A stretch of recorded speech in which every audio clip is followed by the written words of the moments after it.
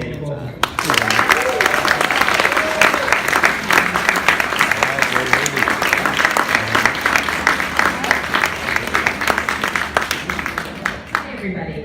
how are you tonight? Good. Thank you all so much for coming out. I really appreciate having the opportunity to talk to you. I have never done a campaign event with music in the background. I'm loving this. It will keep me moving for sure. If at any point you have any trouble hearing me, just let me know and I will be louder. So, I really appreciate having you all here. I know I've seen many of you before. Some of you I know very well. Some of you I'm meeting for the first time. So thank you especially to those of you that I have not met before for coming out tonight. I'm excited to have the opportunity to talk to you. And what I'd like to do is not be stuck behind a podium. What I'd like to do is tell you a little bit about myself, a little bit about why I want to run for Congress, why I want to serve in Congress, and then just open the floor for questions. I want to hear from you. I want to know what things you're concerned about, what questions you have of me, whether they're about me personally and my story, whether they're about the issues that you're concerned about, whether they are about the campaign and the election, whatever you'd like to talk about. But just to give you a little bit of my background. I grew up in a family of 4 kids, and my younger brother, Jonathan, has cognitive disabilities. So what I learned from him at a really early age is how important it is to stand up for the underdog and make sure that every single person in our society has dignity and access. Those are the ideas that shaped me as I grew into adulthood. Those are the ideas that shape the way I see the world and the way I see the job of government in our society. And they are the foundational values for everything that I stand for, everything that I want to work for in Congress, everything that I want to do on your behalf in government.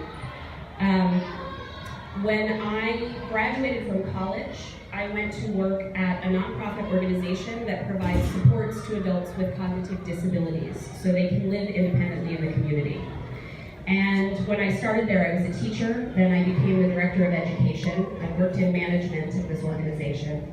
And I learned something really important working there because I talked to families all over the country who had children with disabilities, who were looking for what the future might hold for their kids, what kind of success they might have, what kind of lives they might lead. And what I discovered through conversations with all of these families is that no matter where in the country you went and no matter who you talked to, everybody was facing the same barriers and challenges. And I came to understand that if we were going to solve these problems, if we were going to get rid of these barriers and make life easier, more accessible, and more successful for everybody, we had to do that at a systemic level. We had to think about these problems not just as problems that individuals were facing, but as problems in our society, that the structures of our society put in place. And so I decided to study policy. I went back to school and got into public administration, and that's what brought me here. I moved to the city of Syracuse in 2003 for the Maxwell School of Citizenship and Public Affairs. And now I teach courses there in citizenship and policy and administration and democracy, which I love doing. And I decided to run for office because Donald Trump is threatening all the things that I'm teaching my students about citizenship and democracy. And unfortunately, our congressman, John Katko, won't stand up against that. So I decided to stand up and run against him.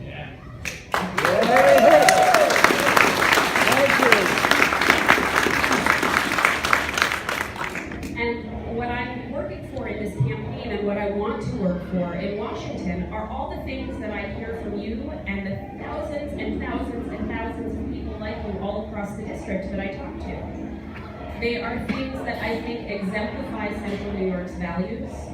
They are things that continue on on the proud tradition that Central New York has of fighting for justice. Central New York was at the forefront of the movement for abolition. We were at the forefront of the movement for women's right to vote, and we were at the forefront of the movement for environmental justice. But the fight for justice is far from over. We have a lot of work to do in our modern day society to ensure that everybody in this country has justice. So the things that we're standing for in this campaign carry on that tradition. We are fighting to make sure that everybody has access to affordable health care so that you can see a doctor whenever you need to, so that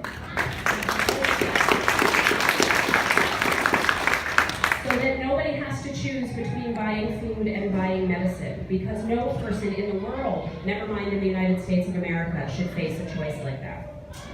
We are fighting to make sure that our kids have access to high-quality schools where they can get great education, where they can be safe, where they can thrive, because that's how we set them up for success in the future. And one of the most important things we need to do to make sure that happens is provide universal pre-kindergarten for every 3- and 4-year-old in this country.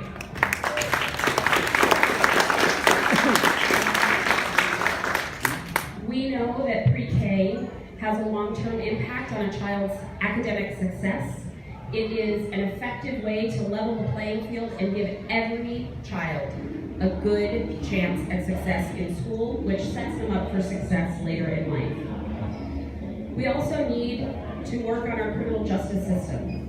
It needs a lot of reform, because right now, we as a country are not doing a good job of living up to our fundamental principle of equal treatment under the law. There's a lot of work that we have to do.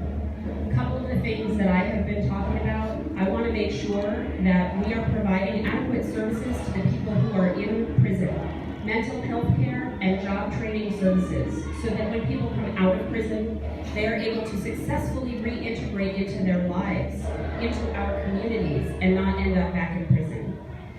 And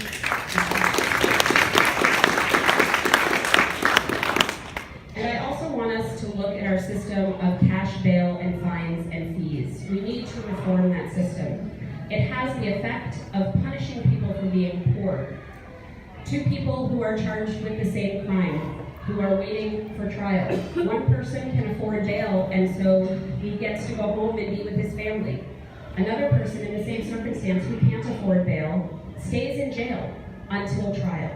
That is so unjust. It is such a clear violation of the principle of equal treatment under the law. We have to change that system.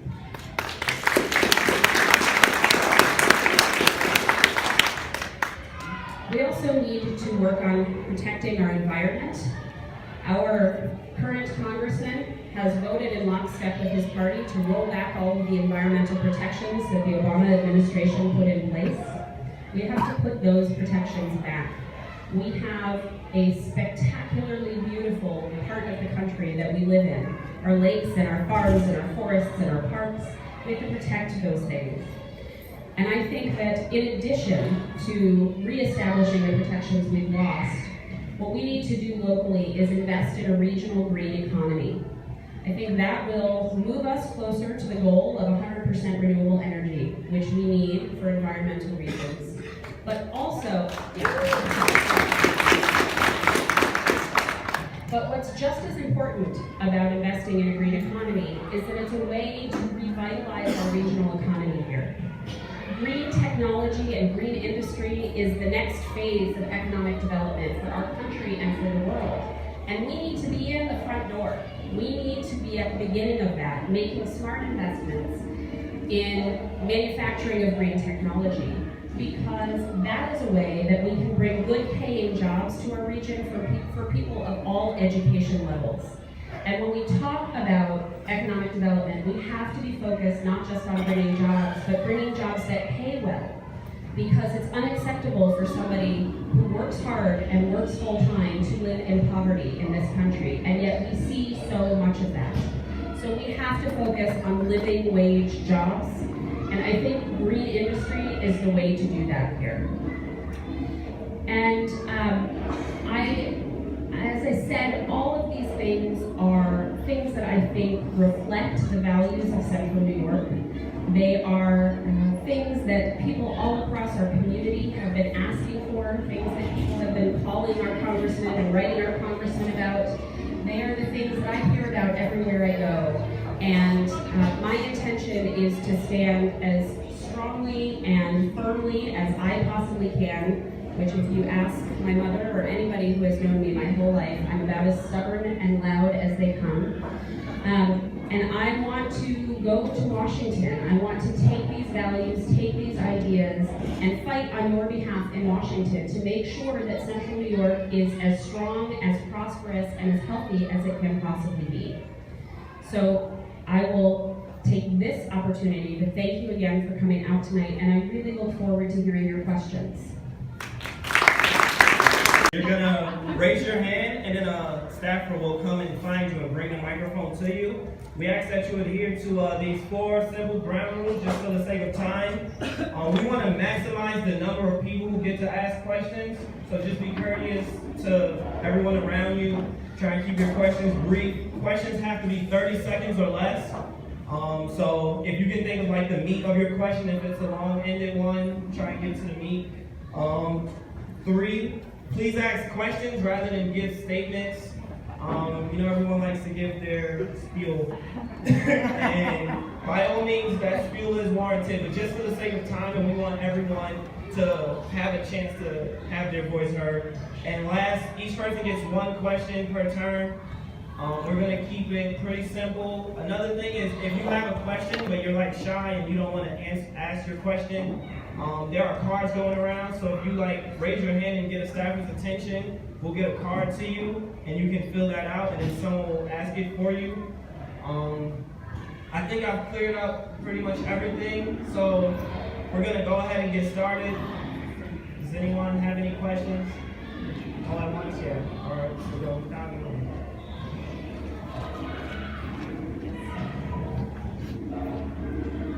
Hi, you talked a lot about the opioid crisis that we have here in Central New York. How would you address that? What specific programs would you initiate to alleviate that? It's a great question. So we all know how devastating the opioid crisis has been here in our district. And we need to keep national attention on it. I am actually very grateful to Congressman Katko that he has focused on this problem. We need to do that because it's a very serious issue. But I differ from Congressman in how I think we need to approach the problem. Because Congressman Katko thinks about it as a criminal issue and focuses on justice system responses. But we all know that drug addiction, or in this case, opioid use disorder, is a medical problem. And if we're going to solve this problem, we have to look at it as a medical problem, we have to address it as a medical problem. So there are a few important things that come with that. One goes back to the issue of universal health care, right? Making sure that every single person in our community has access to medical care when they need it. And that part of that has to be guaranteed coverage for substance abuse treatment. That is we also have to make sure that our first responders are equipped to deal with emergencies, right? That they have the resources they need to treat people on an emergency basis. And again, in keeping with the idea that this is a medical problem, we need to make sure that everybody has access to medication-assisted treatment for opioid use disorder. It is, of all the treatments available, it's the most effective at dealing with this problem. I was shocked to learn that only 20% of the people in this country who need it have access to it. And in a place like Central New York, where this is such a crisis, where it has reached crisis proportions, we have to make sure that people have access to the most effective treatments and therapies there are. And that's something we can do through public policy. So that's where my focus would be, is ensuring that the treatments and resources that are necessary are available. We also have to think about it as an opportunity for prevention, right? And in order to prevent people from becoming addicted to opioids and other drugs, we have to deal with a whole host of social conditions like poverty and joblessness and all of those things. So that's where the other policy ideas come into play and affect our ability to manage the crisis. But in terms of treatment, you have to stay focused on it as a medical issue. Other questions? Along those lines, do you have any design on what to do about big pharma, who in many cases start these opioid problems? Yeah, so there's some legislation proposed aimed at addressing the opioid crisis that's looking at prescription, right, and putting restrictions on how long of a prescription a doctor can write, reducing it, say, to 7 days is the proposal that I believe is under consideration right now. Because a huge part of this problem has come from overprescription of these drugs. A huge part of that was caused by the way pharmaceutical companies marketed them and pushed them. And we have to deal with those things. I think the question about big pharma is a much larger issue than just prescription drugs and the drug lobby, and it's about what influences our political decision making broadly, and that is big money, right? Whether it's from the pharmaceutical industry or the fossil fuel industry or the NRA, or take your pick of interests. And because the big money interests influence decision making, we don't get the policy that we need as the people who live in these communities. So the real solution is to get big money out of politics, and that's why we need campaign finance reform.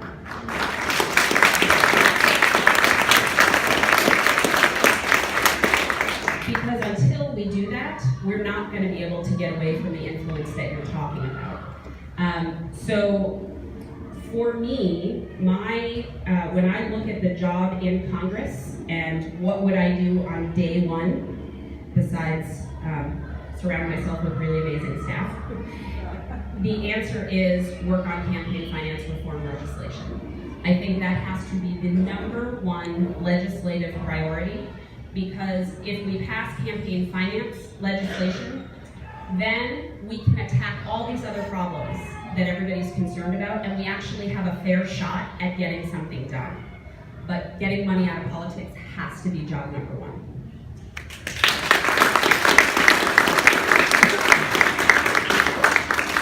I think we have a question on a card. We do. Okay. The question is, what is going to be done about the gun violence in the public schools? This question always makes me so sad. I'm still having trouble coming to terms with the idea that we have to have this conversation. I get asked this at pretty much every event I go to, and it breaks my heart. So a couple of things. First of all, we have to address violence in schools, but we also have to acknowledge that the violence problem is not limited to schools. We are seeing violence in our communities, in our neighborhoods. The kids who are going to school and dealing with violence, many of them are dealing with that at home or on their way to school. And we need to remember that, and we need to put those kids first as we think about how to deal with this problem. And there are a lot of things we need to do, but when it comes to gun violence, the obvious thing that we need to do is deal with guns.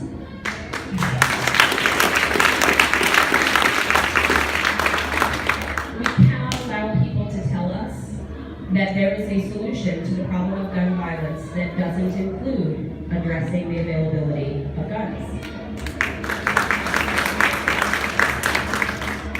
And there's really good news here.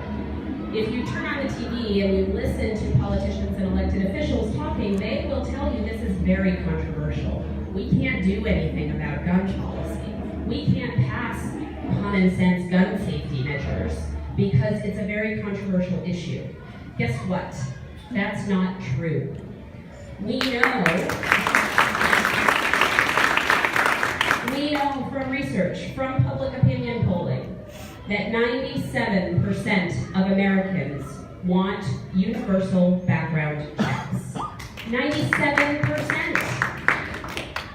even agree with myself 97% of the time. 97% of Americans want universal background checks. That's very simple. We know how to make that happen. We need to do that immediately. We have research that shows us that background checks reduces the incidence of gun violence. No person in this country should be able to buy a gun without a background check, period. That is the best way we can keep guns out of the hands of people who cannot be responsible gun owners. People who can be responsible gun owners and have access to their guns. People who cannot be responsible gun owners or who pose a serious danger to our communities should not have access to guns. And background checks is the way to do that. The second thing we need to do is repeal the Dickey Amendment. Mental health problems in this country, we don't provide enough services, not enough people have access to them. We need to fix that problem. Gun violence is not a mental health problem.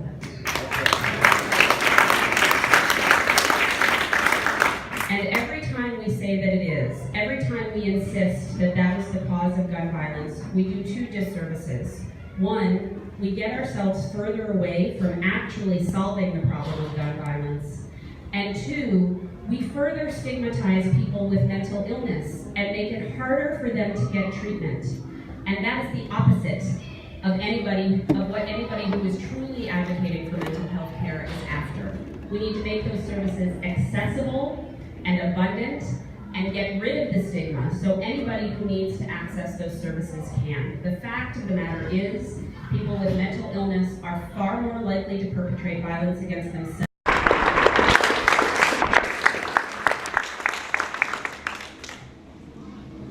What do you think is the greatest threat to our national security, and how would you counter the threat? Yes, the question was, what do I think is the greatest threat to our national security and how would I handle the threat?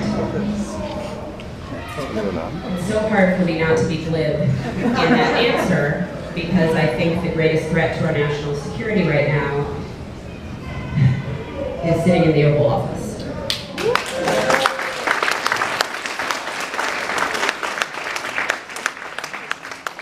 And here's why I think that. Donald Trump has hollowed out the State Department. He has fired many of our most experienced, brightest, most talented diplomats. And he has not replaced them with anybody, never mind people who can actually do that very difficult work. The State Department's work of diplomacy is a huge part of what keeps us safe as a country, and a huge part of what keeps the global community together and functioning. He has decimated our ability to send our diplomatic corps around the world and keep us safe. And at the same time that he's done that, he has hired into many of the most senior advisor positions around himself, military personnel. And that means that the advice he's getting about how to handle foreign policy is not coming from very many people with diplomatic experience and coming from a lot of people with military experience. And I think that that puts us in a situation where our first response to international issues is no longer going to be diplomacy, it's going to be military. And I think that's incredibly dangerous. Military action should always be a last resort. As long as we have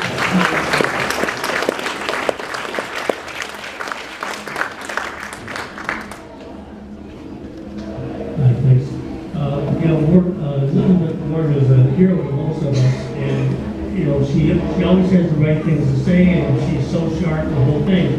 But the results aren't always there, and not because of her, but because there's so much opposition and big money and all. You already addressed it a little bit. How would you make sure that the points that you're making and it all create results? I mean, how do you insinuate yourself if you have to into a situation that actually gets the results that we all think should happen? It's a really good question. So I have it is about the way I look at the job of a legislator and how I would approach that job. Because the atmosphere in Washington is hyper-partisan, right? Congress is not working, we have all of this gridlock and disagreement, and people are unwilling to work together. So I think it's really important that we elect people into office who are committed to working with others, including and especially the people that we disagree with.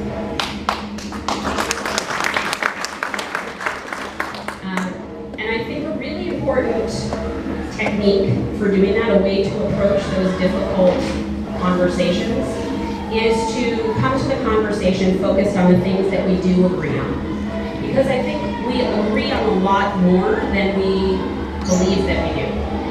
And so, for example, going back to the conversation about guns, I might sit across the table from somebody who has a very different view of what gun policy should look like.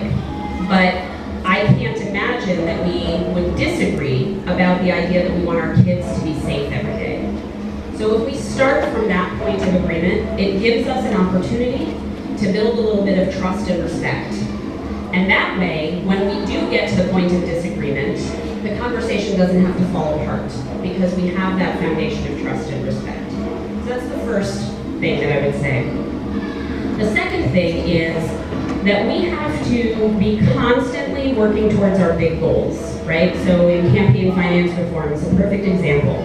The ultimate goal needs to be public financing of elections so that there is no big money in politics. But it's going to take us a long time to get there. That's a big change. No matter how many new people get elected into Congress next year, that's not something we're going to pass next year. So while we're working towards that big goal, we need to also be taking the smaller incremental steps of progress that we can get. For example, there's a piece of legislation that would require that any money that's donated to a campaign, we as voters get to know where that money comes from, right? Which right now we don't. There's all this dark money. So we need to pass that piece of legislation. It doesn't get money out of politics, but it increases transparency and gets us a little closer to the ultimate goal. So working on those incremental steps is really important, with the recognition that we're never going to get everything we want because the nature of government is compromise. So we have to be willing to give up a little to get a little and really work together. The other thing I would say is that as a congresswoman, I would be looking to all of you to constantly stand up and raise your voices. Make it known what you want, right? That's why events like this are important, so that the person, in this case, who's asking for the job to represent you, but also once they're in Congress, who is actually, or supposedly, representing you, knows what it is that you need and what you want, right? So it's our responsibility as the constituents to make our needs known. And as a congresswoman, I will be asking you constantly. I might be, the situation might be reversed, where now we're all driving John Cadwell crazy with requests. It might be the opposite if I'm in office. I might be driving you crazy with how often I'm reaching out and asking you for your opinion. But I think that's incredibly important. We saw it this year with healthcare. When we rise up together and demand what we want, we can get it. We beat back the healthcare bill. And that was because of people like you standing up and saying no.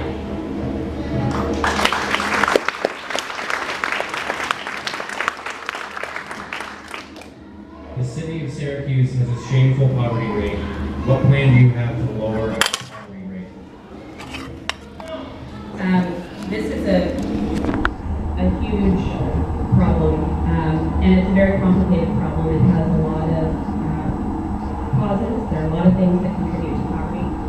At the federal level, one of the things that we can do is invest in and expand anti-poverty programs that we know work.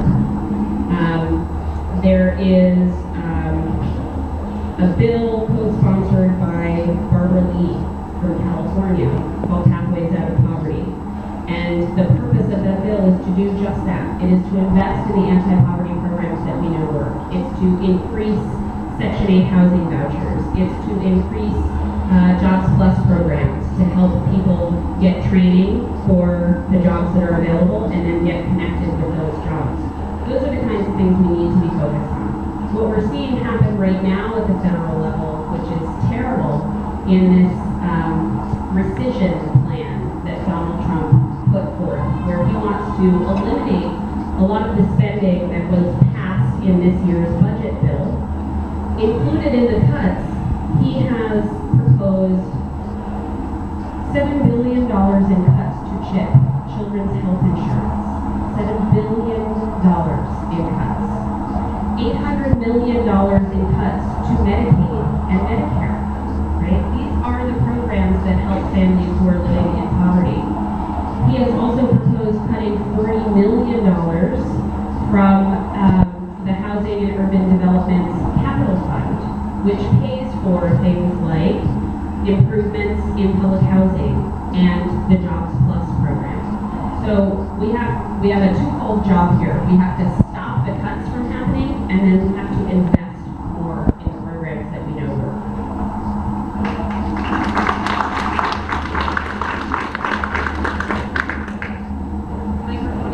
The microphone is coming to you in the back.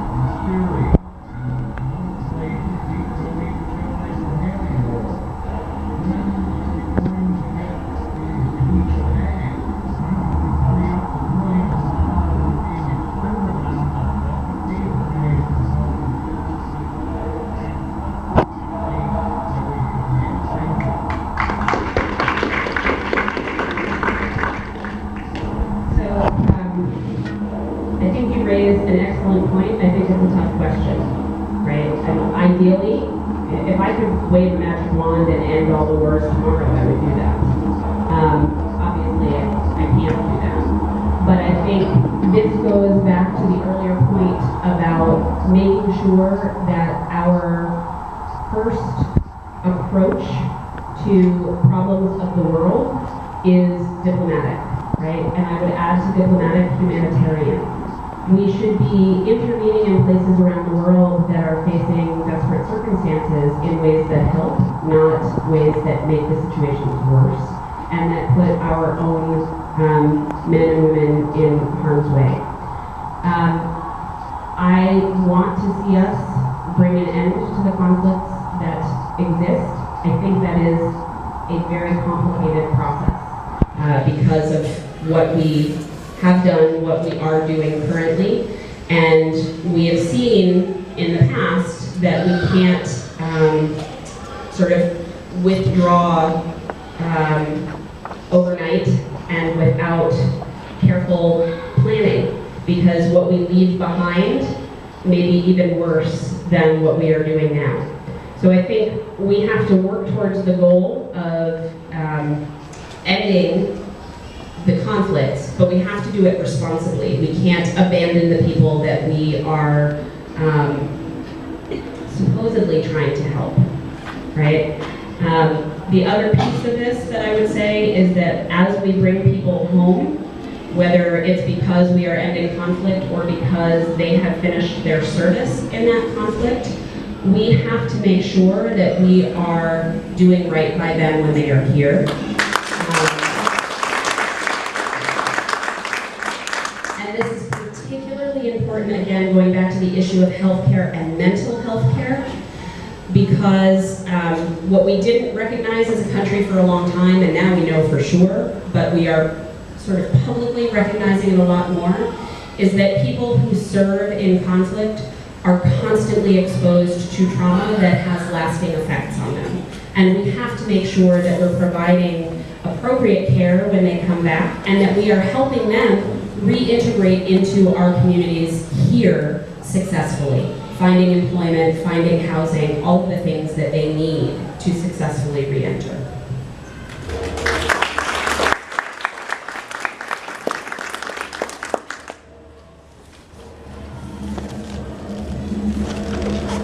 Yes, my question is about taxes. I like free things and everybody else does too, but there comes a point where you can't support the common good. What is your view of the recent tax cut passage? And if you disagree, what do you think could be done to correct it, or reinstate it, completely restructure taxes, or what? Okay, so as a New Yorker, I am beyond astonished and angry that my congressman voted for that bill, because that bill punishes those of us who live in New York and California and other states who have made similar decisions, where we came together as a community and decided that we were going to invest in important things like education and healthcare and roads. And we do that here in our state, and this tax bill punishes us by making us pay taxes twice. And the fact that John Katko voted for it is mind-boggling to me. I think we need to repeal that piece of legislation.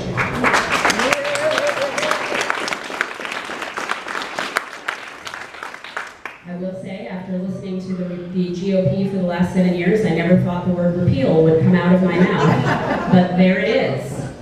And here's what's wrong with that piece of legislation. I'm personally bothered by the fact that New York gets a little extra punishment, right? But there are bigger things at stake in that legislation.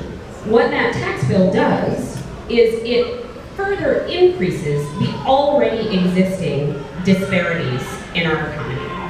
We have an economy where the wealthy are very, very wealthy, and the poor are very, very poor.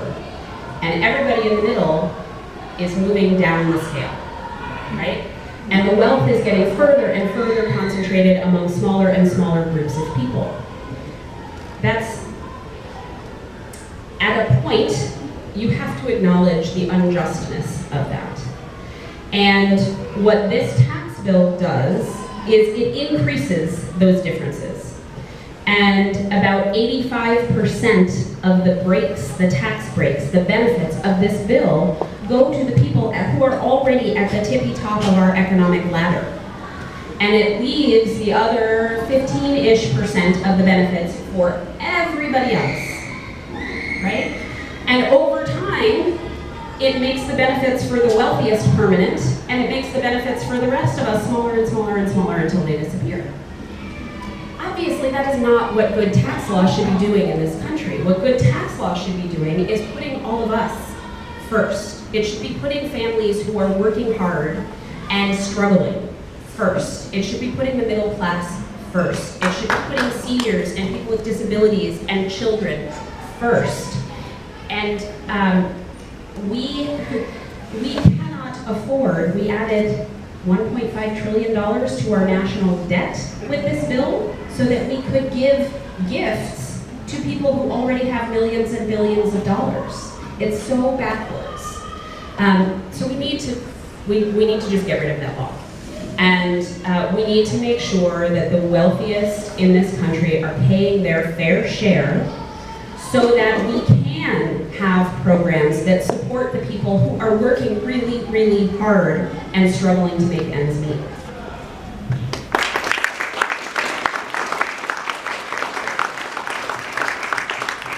This question is about criminal justice reform.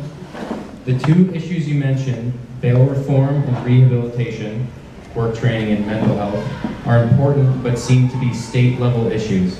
How would you, in Congress, be able to affect these problems? So there is, in some sense, there's a limited amount that you can do in Congress because a lot of, certainly prison reform is a state issue or county issues, but there are federal prisons, and I think the federal government needs to lead by example and make sure that we are doing good, solid prison reform at the federal level, setting the example, and then advocating for states to adopt it. So that's one part of it. But we also, I think part of the job of an elected official is to make sure that the important conversations are happening in public and stay on the agenda, right? One of the things that you have at your disposal as a congresswoman, and this goes back to the question of how can you as one of 435 people make any of this stuff happen, right? One of the things that you do have at your disposal is the bully pulpit. You get the microphone and people listen to you. And so I think what it is your responsibility then to talk about these issues and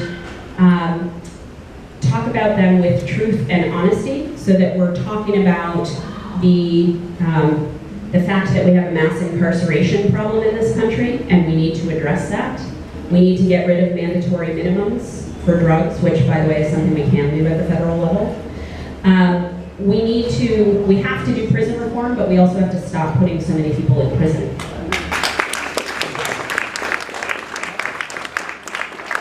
there are lots of things we can do at the congressional level to influence that. And we have to. But we also need people who are going to be champions on these issues to make sure that the conversation stays loud. Immigration reform and the role of ICE and your views on foreign policy. Yes. Okay, so views on foreign policy is really broad. My big picture view on foreign policy is what I talked about before, right? Needing to focus on diplomacy. And I think that Congress has a role in doing that. The challenge is that the State Department is an executive branch department. It's under the authority of the president, and Congress can't hire people there and can't tell him not to fire people there. But Congress can do some things, and there's a bill under consideration right now that will require regular reporting directly from the State Department to Congress. So the State Department would be keeping Congress apprised of what they're doing, what their plan is, what their agenda is, what their approach is. And I think that is really important, especially in our current circumstances. So I would be signing on to that on day one. There are lots of other foreign policy issues. If you want to talk about some specific ones, I certainly can do that. But let's talk for a minute about immigration, which has really important foreign policy implications. I'm so bothered, so disturbed, those words are not strong enough, for how I feel about the conversation about immigration in this country right now. The way that our government, our leaders are talking about immigrants and immigration is upsetting at a very core level. I think it violates what we tell ourselves we stand for as Americans. We say that we are a nation of immigrants, but we are not talking about immigrants and immigration in a way that supports that. I'm sure you all saw the story about a dairy farm in upstate New York where ICE came into the property with no warrant and took somebody away. Things like that are not supposed to happen in the United States of America, right? We are supposed to be the place where people are free. And those kinds of tactics, as far as I'm concerned, have no place in this country. We cannot allow that to happen. Another reason why our elected officials need to speak up. As a congresswoman, I could not stop ICE from doing that, but the fact that our congressman said nothing about it, that might have been the day of my single greatest disappointment in him. It's hard to pick one, but that might have been it. We have seen too many times in the history of the world where this path takes us. We can't allow this here. We need to reform our immigration system. There's no question that it's broken. It doesn't work for immigrants who are coming here, and it doesn't work for employers who are trying to hire immigrants. And we have to resolve that. And it's a big issue here in our district. We have in the city of Syracuse a beautiful, thriving immigrant population from all over the world, refugees from all over the world as a resettlement city. We also have huge swaths of farmland where agriculture and agricultural labor is incredibly important in this district. And when I go out to those communities, I hear from people who are asking for the immigration system to be fixed because they want to be good employers. They want to have a system that works and enables them to get the labor force that they need, and they want a system that protects that labor force from abuse. And so we have to make sure that the system that we redesign addresses both of those issues, and it gets into wonky things about visas and all of that, which, I've been told not to get wonky, so I'd be happy to have a conversation with you afterwards about some of the details of that. But I think the main principle is making sure that our system works for employers and employees. That's really important in immigration. And making sure that we are not shutting down our borders, that we continue to be welcoming to people who are coming here either because they are fleeing something and they're coming here as refugees. This needs to be a safe haven. Or they are coming here to pursue the American dream, right? That's what this country is supposed to be, a place where anybody can come, work hard, and achieve whatever their vision of success is for themselves. That's what should be guiding our immigration policy. And again, as an elected, not only would I want to be working on the policy to make sure that that happens, but also making sure that we are putting out the right message and that we are modeling the right way to talk about these things and the right way to treat people.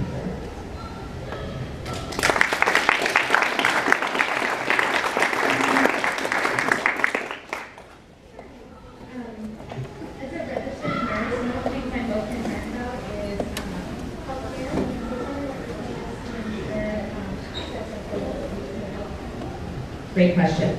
So, and Kyle, can you come up here next, because this gentleman's been waiting, thanks.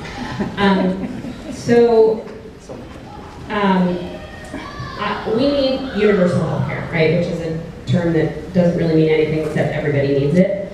I think in this country, the best way to get to universal health care is Medicare for all.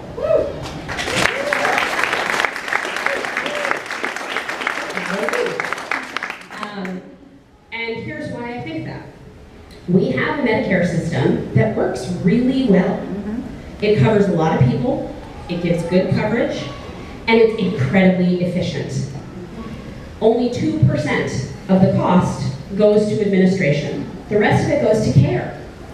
If we look at the private insurance industry, 12 to 30% goes to administrative costs, and the rest goes to care. Right, profit. There are a lot of reasons for that. Profit is certainly the main one. So we have this great system that works. All we need to do is open the doors to everybody, right? Now let me be clear that having Medicare for all does not mean that we have to get rid of the private insurance industry.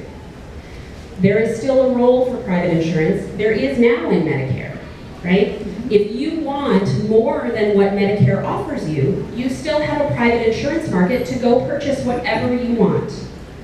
And I think that should be the way that we do it. If you want a luxury plan and you want a concierge doctor who's going to come to your house, you should have access to that. Fine.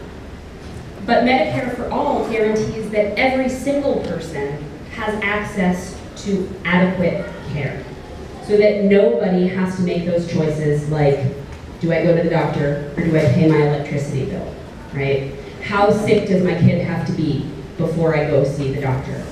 That should not be what's happening, and it is what's happening. Medicare for all changes that. The other reason that I think that's the best way to go is that it's smart economically. I have been talking to a lot of small business owners who are asking for Medicare for all, because what that does is it alleviates them of the burden of paying for health care for their employees, which is it's a tremendous cost that businesses invest every year. And if they didn't have to do that, they could reinvest all that money into their businesses. They could pay better wages so we get to living wages for everybody. They could hire more employees and expand their businesses so they could make more profit. And everybody would be happy. It would also give people the opportunity to take the risk of becoming an entrepreneur and starting their own business without giving up health insurance, right? Nobody can afford to be without health insurance because our healthcare costs are out of control in this country. So this is a way that we can ensure that businesses thrive, that more small businesses grow and start, which we have to do because small business is the engine of our economy. Medicare for All is a pro-business plan.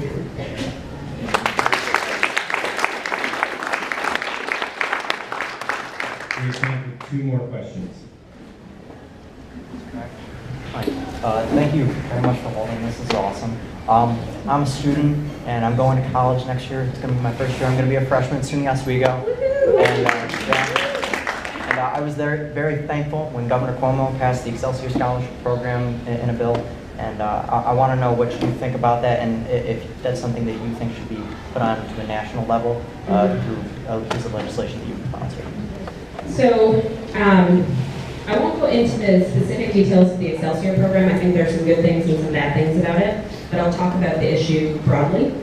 I think that we need to have as our goal in this country debt-free college for everybody. There are a lot of ways to do that, and I would be open to a lot of different approaches, right? This is where making sure that we can actually get something done instead of just screaming about the goal comes into play. I'd be happy to sit at the table and talk with anybody who's interested in getting to that goal. One of the things that we need to do is make sure that there are tuition-free college options, right? Community colleges need to be tuition-free, public universities need to be tuition-free. We also need to make sure that we deal with the student debt crisis, so that people who choose not to go to a tuition-free school still are not burdened by mountains and mountains of debt from which they can't get out from under. There are a lot of things that we can do in that vein. One of them, we have to get rid of predatory lending practices. This was one of the really disturbing things I heard come out of Betsy DeVos's office this year, is reinstating predatory lenders. Predatory is in the name, it's not good. So we have to make sure that we don't let people take advantage of students who are in a vulnerable state and who, especially when our economy is not offering enough high-paying jobs, students are taking on more debt than they will be able to pay off. And so I think we need to look at student loan forgiveness. We have done this for many other groups of people in society. We bailed out banks when they were struggling. I think we need to seriously consider loan forgiveness programs for students. Certainly support and expand the loan forgiveness programs for students who want to do public service work, right, which under the current administration have been scaled back and eliminated. But I think we can consider options beyond that too. And the other piece of this is making sure that all of these things we're talking about don't just apply to college, but also apply to vocational and technical education, which is something that we need to invest in this country, and we need to make sure it's available to everybody who wants to access it. There are a lot of people who are not going to go to college for a number of reasons. And there are a lot of jobs that we need filled in our economy, and as our economy becomes higher and higher tech, those jobs are going to get more and more abundant, and we need people who are properly educated and trained to fill them. So vocational and technical education is incredibly important, both from the perspective of keeping our job market solid, but also from the perspective of the individual's ability to succeed and thrive in their own economic life. So those are my thoughts about it.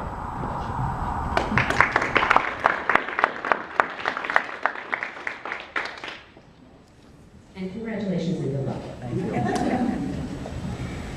Thank you. One of the things I've become increasingly concerned about is the racial disparities and anger that's in this country. It seems like racism is crawling out of the woodworks under this president. It's evident others as early as preschool and continues to policing and ends up in Starbucks. And I wonder if you see a federal role, maybe a public health role, for changing the perceptions that people have about people who are different than them. Okay, let's end with an easy question. All right, my plan for solving racism in the United States. Okay, so this is absolutely an enormous issue. I don't have a solution. I will say that I don't know how to solve racism. I do have some thoughts about this. I spend a lot of time thinking about this, more now than I ever have in my life. And so I'll share some of those thoughts with you. First of all, I think it is really important for us to acknowledge that the things that we're seeing now are not new. They have always been here. They are built in to this country from its inception. What the difference now, I think, is that it has become socially acceptable. And so what we've seen since Donald Trump took office is an unleashing of things that were already there and that were, for many of us who are not the objects of racism, easy to ignore or pretend that they weren't there. And now we can no longer do that. I will say that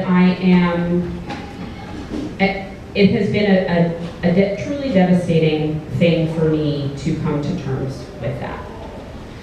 I will say that I am heartened by the response that we're seeing from the rest of the country who doesn't think that's right. I feel like we are finally stepping up and speaking up in support of people that we should have been long ago. And I'm glad for that. I think we have a lot of work to do. This is another area where I think it's really important for people who have access to a bully pulpit to use it and use it responsibly. But I think from the perspective of what does a legislator do, again, in addition to speaking out and in addition to modeling a good way to do things, when we're thinking about policy, I think it's really important to always consider equity, right? So the two most important principles for me in any policy are equity and justice.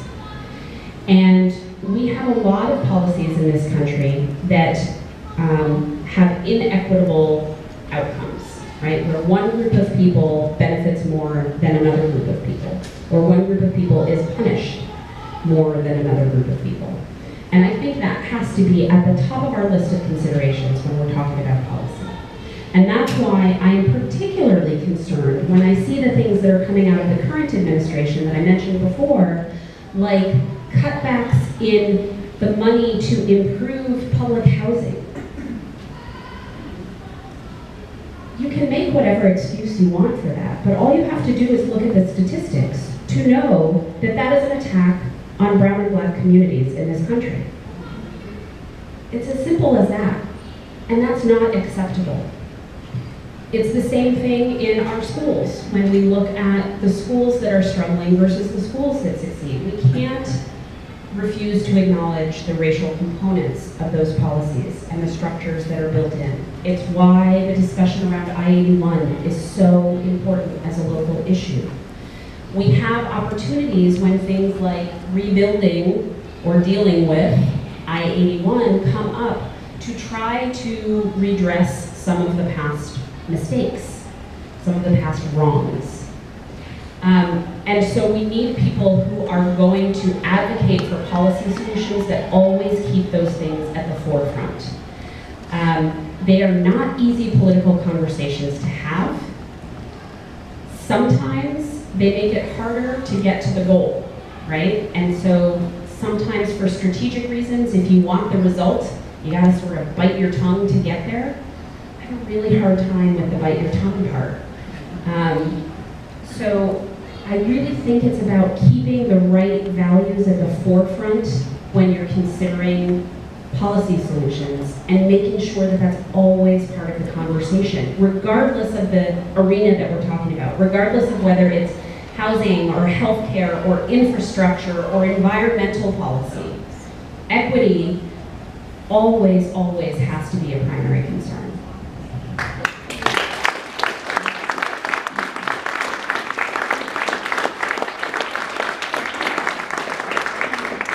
I'm going to hand the mic back to Mo. I just want to say again, thank you all so much for coming out. I really appreciate having the opportunity to talk to you. I hope that you'll continue to reach out to the campaign if you have more questions.